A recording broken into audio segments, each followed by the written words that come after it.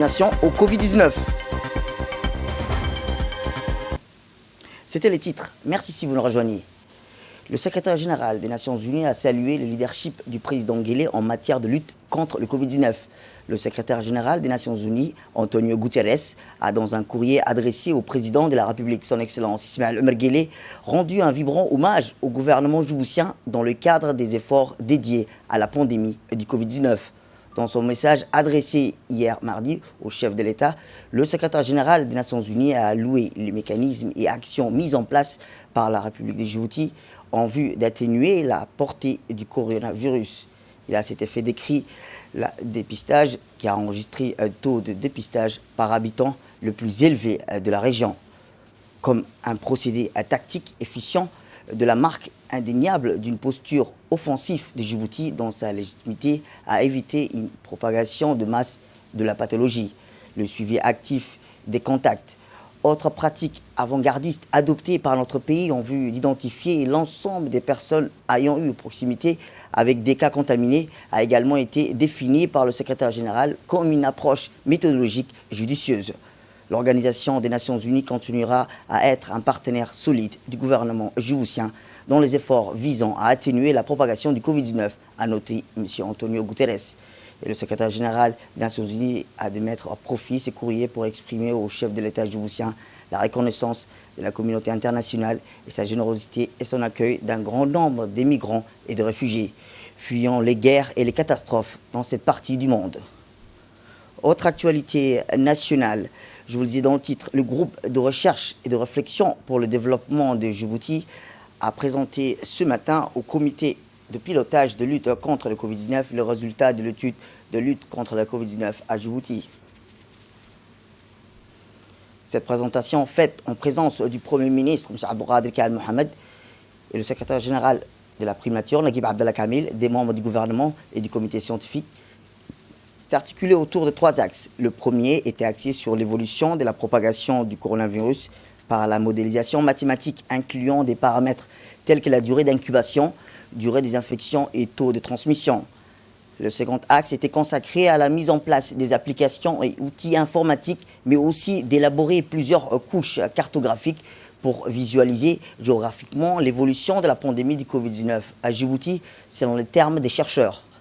Enfin, la dernière axe a mis en lumière l'impact économique, mais aussi l'incidence sociale des mesures de confinement. Des recommandations ont été élaborées et ont fait l'objet d'intenses débats entre les participants à cette réunion et des présentations. À l'issue des exposés, il a été décidé d'intensifier la collaboration entre les différents acteurs impliqués dans la lutte contre le Covid-19 afin d'améliorer, rappelons-le, l'ensemble des recommandations pour que les gouvernements puissent décider sur la base des meilleures données qui lui seront fournies.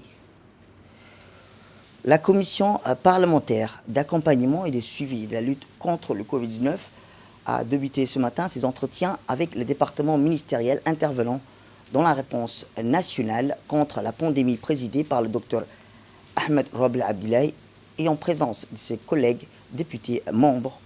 La commission a successivement rencontré le ministre de la Santé, M. Mohamed Ouarsama Diriye, suivi du ministre du Budget, Abdelkarim Adencher, et en dernière partie de la matinée, c'est le ministre du Travail, Ismaël Ibrahim Roble, qui a été reçu par la commission parlementaire à l'invitation de la présentation nationale ayant pour objectif de fournir les éclairages adéquats sur la conjoncture épidémiologique ayant frappé dernièrement notre pays ainsi que les effets connexes, l'assistance tout au long des assises engagées, un dialogue conséquent. Le ministre de la Santé, M. Mohamed Ouarsama Diriye, a réuni hier l'ensemble des directeurs généraux des hôpitaux afin de trouver une prévision du plan de déconfinement prévu pour le 17 mai prochain. En effet, la réunion s'est déroulée en présence du secrétaire général de la Santé, Dr Salah Benoît Tourab, et du directeur des régions sanitaires, M. Idriss Farah Guelleh.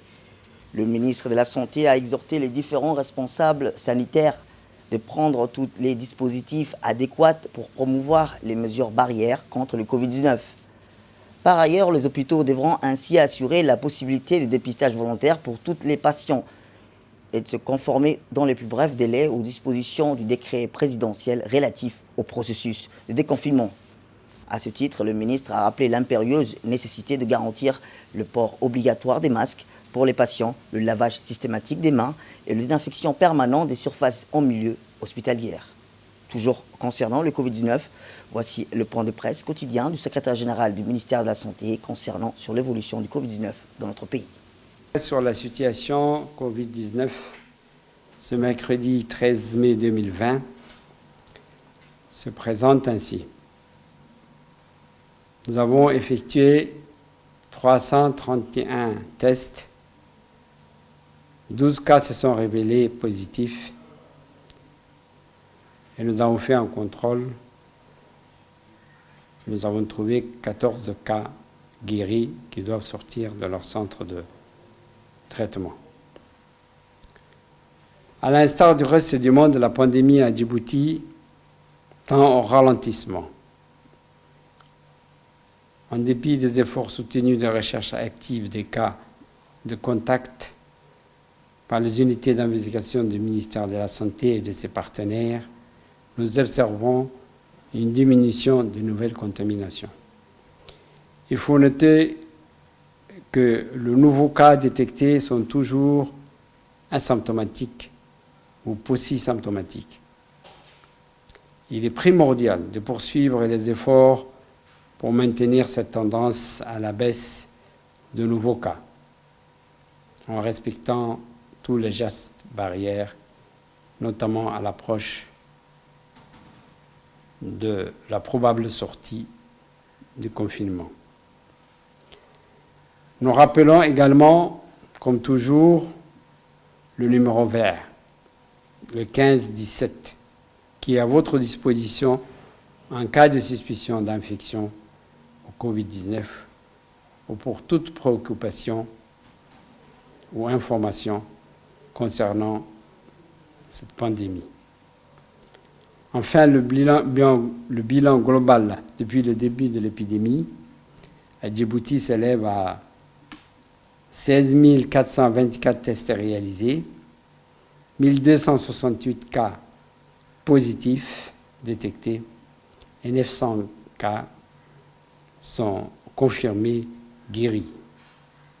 Et nous déplorons toujours 3 décès. Merci. Restez chez vous. Eh bien, la lutte contre le Covid-19 à Djibouti s'intensifie avec la mise en place récemment d'un dépistage massif et le renforcement des moyens d'analyse. Ainsi, les Djiboutiens continuent d'affluer vers les différents sites de dépistage, même en cette période du mois béni du Ramadan, comme ceci devant l'hôpital Bouffard, où les tests de dépistage sont selon les normes de l'OMS et dans le respect des règles d'hygiène. Les sites de prélèvement constituent la première étape d'un long processus sur lequel plusieurs services interviennent et mobilisent beaucoup de moyens pour déclarer enfin un échantillon positif ou négatif au Covid-19. C'est pour comprendre ce processus que notre équipe s'est retrouvée au cœur du laboratoire de biologie moléculaire qui a renforcé ses moyens et a fait d'aujourd'hui un travail remarquable. Eh bien, le docteur Aden Elmi, qui est biologiste au sein de ce laboratoire, a accueilli notre équipe pour les amener au cœur des plus grands instruments de lutte contre la Covid-19. Abdelrahman Shibachi et Mohamed Chahem l'ont suivi dans les coulisses. Regardez pour commencer comment ça se passe dans la zone rouge consacrée à l'extraction et comment les échantillons sont conservés. Ici, de réception des échantillons, les échantillons sont acheminés à la salle d'extraction. La salle d'extraction manuelle à laquelle on se trouve, on a la hotte. Sous la hotte vont être extraits les acides nucléiques du virus SARS-CoV-2 du Covid-19. Puis on va passer à l'autre salle, qui est la salle d'extraction automatique. Ici, on a la salle d'extraction automatique où on a des extracteurs automatiques qui nous permettent d'avoir une grande cadence en matière de traitement des échantillons. Et parmi se trouve cet appareil qui accube. Et il nous permet d'extraire jusqu'à 12 échantillons tous les 25 minutes, ce qui nous permet d'avoir une grande cadence par heure de 50 échantillons. Ce sont les échantillons qui ont été prélevés en cours de traitement. Une fois qu'ils sont revenus, on les conserve ici à 30 degrés jusqu'à une utilisation ultérieure. pour d'autres analyses si nécessaire. Par exemple, pour les gens qui sont positifs, on reprend les échantillons et on va utiliser d'autres analyses telles que le séquençage ultérieurement sur le même échantillon. Ici, c'est la chambre froide. À l'intérieur de cette chambre froide sont conservés les échantillons primaires, les réactifs d'amplification, les réactifs d'extraction, mais aussi les éluins. Donc ici, on a une chambre à +4 qui nous permet d'avoir, c'est une enceinte, une frigorifiée qui nous permet de garder entre 2 à 8 degrés les réactifs qui sont gardés à cette température. Et ici, vous voyez, ce sont les réactifs. Ce sont les réactifs qui sont utilisés pour l'amplification, qui sont stockés ici à moins 30 degrés Celsius. On a les réactifs d'amplification qui nous permettent de détecter le virus SARS-CoV-2 qui est responsable du Covid-19. Tous ces réactifs, voilà, ce sont tous des réactifs qui nous permettent d'avoir une capacité élevée. Le stock qu'on a actuellement, il peut être évalué jusqu'à 50 000 tests. 50 000 tests, oui. Donc, ce sont des tests qui nous permettent d'avoir une large possibilité de diagnostic pour l'ensemble des cas suspects ou des cas de dépistage volontaire. Le congélateur de moins 82 degrés Celsius, il nous permet de conserver les éluins des échantillons positifs des patients qui vont subir d'autres analyses plus poussées pour savoir plus exactement la souche, pour faire le séquençage et savoir la souche djiboutienne. Eh bien, la suite se déroule dans les zones orange et jaune, moins sensibles.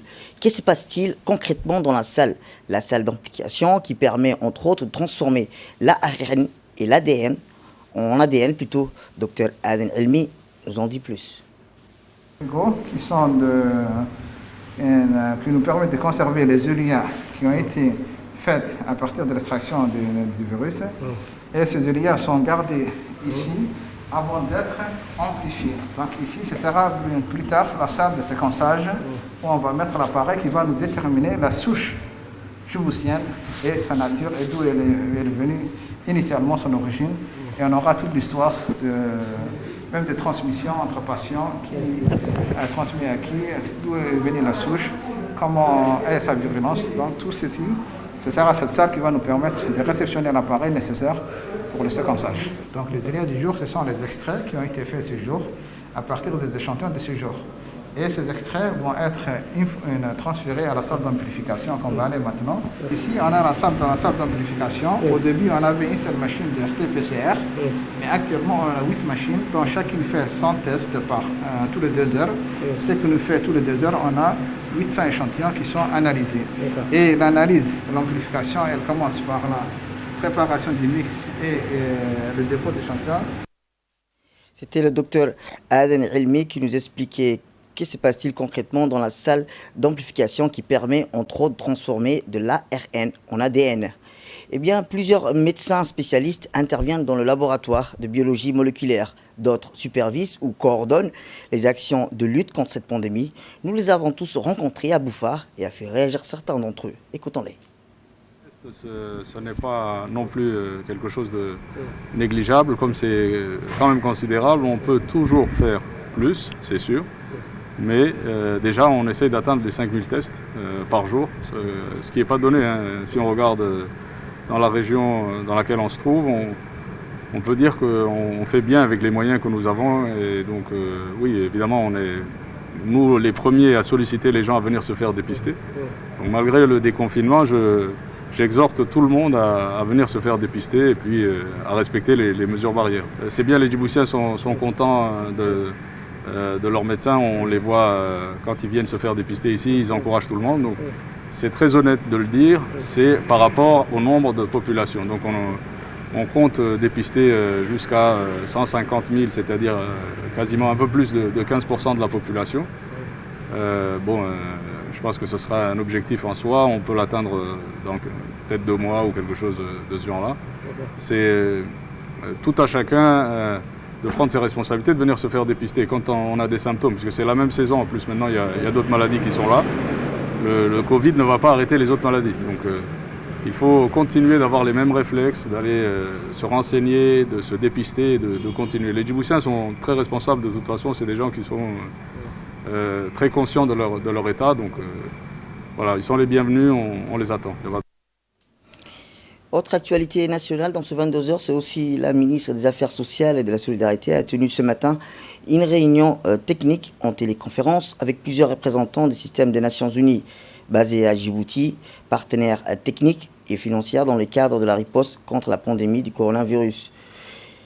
En présence des hauts cadres du ministère, la ministre a présidé cette réunion technique. Elle avait pour objectif principal d'exposer les diverses actions qui ont été menées par le gouvernement djiboutien en matière sociale en cours des dernières semaines. En effet, la ministre des Affaires sociales n'a pas manqué de rappeler que cette crise n'est pas uniquement sanitaire, mais aussi sociale.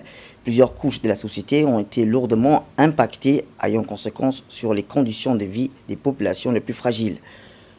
Et qu'il est important que l'accompagnement puisse poursuivre, répondant aussi aux besoins premiers de la population significativement impactée par la crise sanitaire et socio-économique.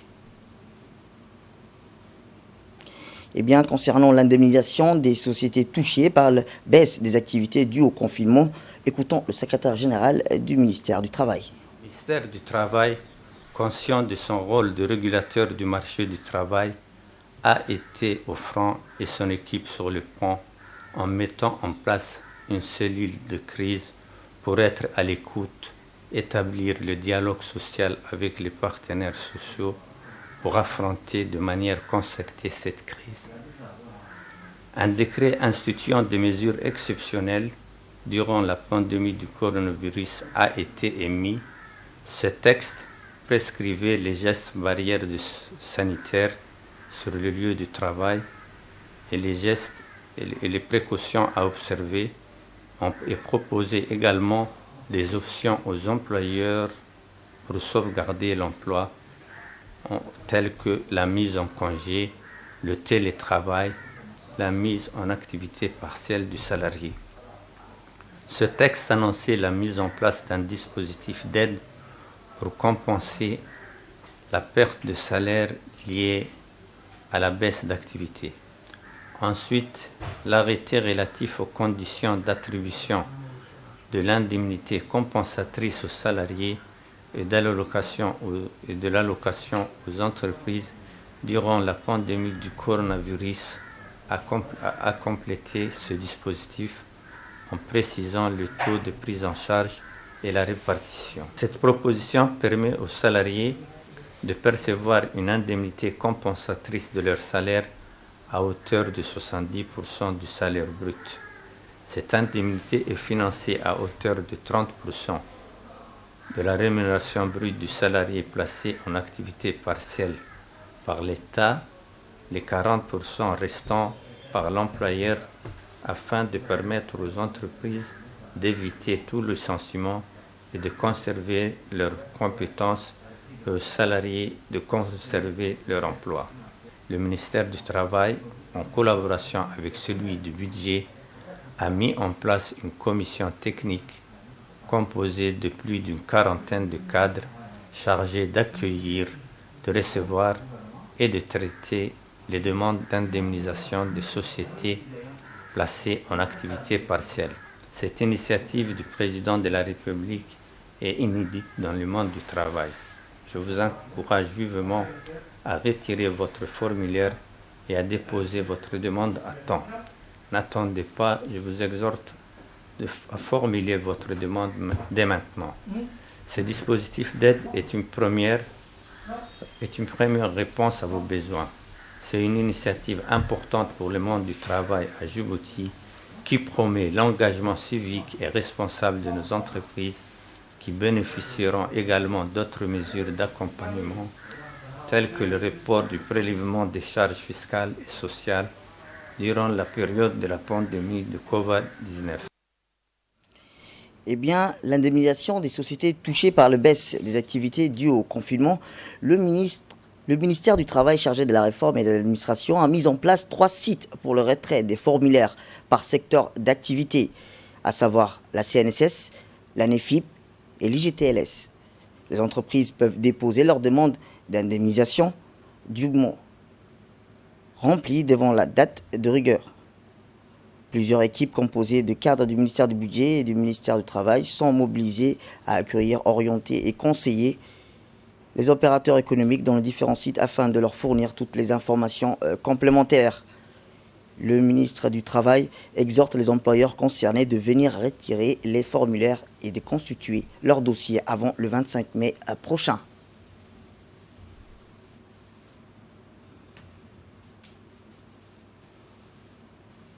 De 9h du matin à 15h de l'après-midi. Donc voilà, donc depuis une semaine, nous recevons les employeurs et nous avons donc reçu pas mal d'employeurs. Beaucoup de gens ont retiré les formulaires et nous invitons également tous les employeurs qui sont concernés à venir donc rapidement retirer les dossiers et donc à bénéficier de cette aide de l'État. Pour ce qui concerne la CNSS, les secteurs d'activité que nous recevons, ce sont les secteurs de production qui commencent par 0,1 en termes de matricule CNSS, le 0,4 le secteur des services et le 0,5 le secteur communication, tourisme et transport. Écoutons ces quelques réactions recueillies lors de l'indemnisation des sociétés touchées par le confinement. Je représente la société AZ. On travaille dans le domaine de la construction. Aujourd'hui, je suis là pour récupérer le formulaire de l'indemnisation. Et c'est pour la première fois dans l'histoire de la République de Djibouti que cette initiation a été prise par le gouvernement. Et on remercie vraiment cette décision. Autre actualité nationale, les matériaux de construction sont multiples dans notre pays. Si les gens utilisent fréquemment les parpaings et les ciments dans les constructions, désormais il est possible d'utiliser les briques produites à partir de l'argile en abondance dans notre pays. À Djibouti, la brique de terre cuite est produite au PK20 par l'entreprise Ecobrick avec une durée de vie illimitée. Nous allons vous proposer ce soir un magazine sur les principales qualités de la brique de terre cuite qui va constituer une rupture nette avec l'utilisation des parpaings dans la construction.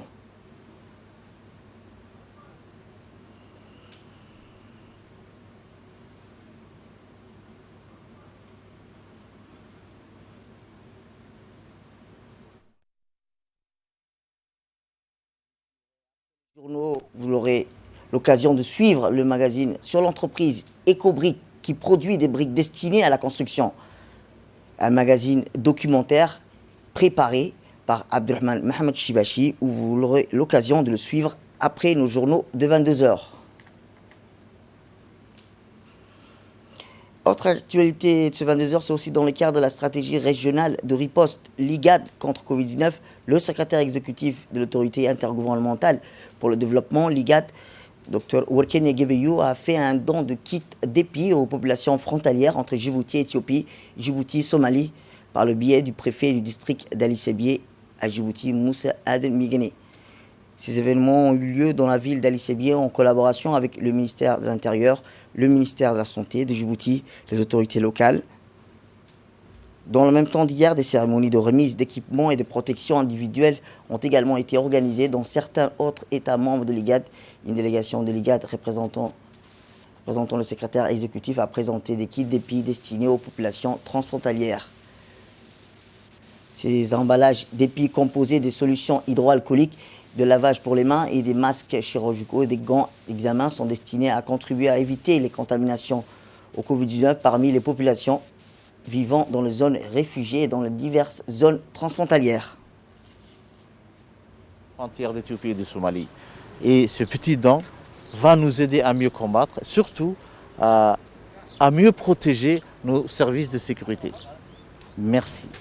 Personne ne devrait être laissé pour compte dans notre souci de vaincre la pandémie, a déclaré le secrétaire exécutif lors d'un entretien avec la radio-télévision de Djibouti au bureau du préfet. Il a ajouté qu'en soutenant les populations vulnérables, nous garantissons la sécurité pour tous.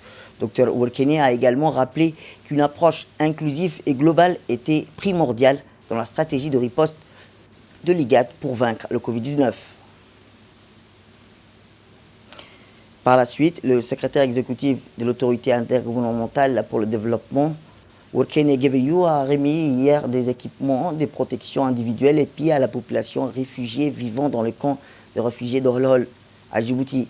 Ces événements ont eu lieu au camp de réfugiés d'Orlol en collaboration avec le ministère de l'Intérieur, le ministère de la Santé de Djibouti et les autorités locales. Dans le même temps d'hier, des cérémonies de remise d'équipements et de protection individuelle ont été également organisées dans certains autres États membres de l'IGAD. Rappelons que ces emballages épis sont composés des solutions hydroalcooliques et de lavage pour les mains, des masques chirurgicaux, des gants d'examen sont destinés à contribuer à éviter les contaminations dues au Covid-19. Et dans l'actualité internationale, je vous le dis dans le titre, le gouvernement libanais a décrété un reconfinement total de 4 jours. À partir de ce soir, après de nouvelles contaminations dues au nouveau coronavirus, l'assouplissement des restrictions au Liban aurait été de courte durée en raison d'une reprise du nombre de contaminations au nouveau Covid-19. Le gouvernement libanais a décidé de reconfiner la population pendant 4 jours, après avoir annoncé la mi-mars une série de mesures visant à endiguer la propagation de l'épidémie. Le Liban a amorcé fin avril un plan de déconfinement progressif. Le pays a officiellement recensé 870 infections à la maladie Covid-19, dont 26 décès. Et parmi ces contaminations, 109 nouveaux cas ont été enregistrés en 4 jours. C'est tout pour cette édition. Merci à vous de nous avoir suivis. Restez avec nous pour la suite de nos programmes télévisés. Restez chez vous.